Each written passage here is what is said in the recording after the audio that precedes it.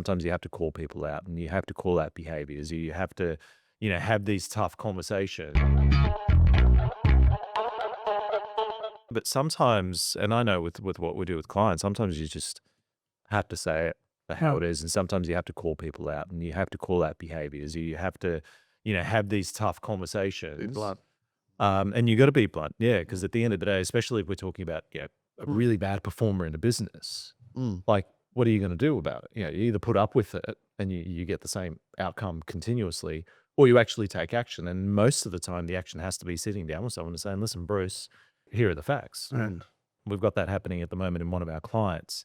And there's 4 managers, and none of the managers able to step up and actually deal with a couple of problems that they've got with their on the floor staff. What, they're incapable or they don't want to because they don't want to upset someone? Or it's not wanting to upset the balance. They're too worried about, they're too fearful about, "Oh, what if this person leaves? Or what if, they're not gonna like me?" Mm. And what I've said to It's them like is, "Well, you gotta leave that emotion, at the door." And so in fact, in the next couple of weeks, part of what we're gonna be doing is I'm gonna be mentoring these 4 individuals so that they know how to have these conversations. But when I met with them last week, literally said to them, "Guys, you gotta leave that aside. At the end of the mm, day, business is business. yeah. If you got a poor performer, right, and there's 60 people on the team, what's the rest of the team gonna think about you in terms of your behavior if you're not pulling that person You're in line?" accepting that standard. Yeah. Yeah. If you're accepting poor standards and you're not calling people out on the poor standards, what does that mean for the rest of your team?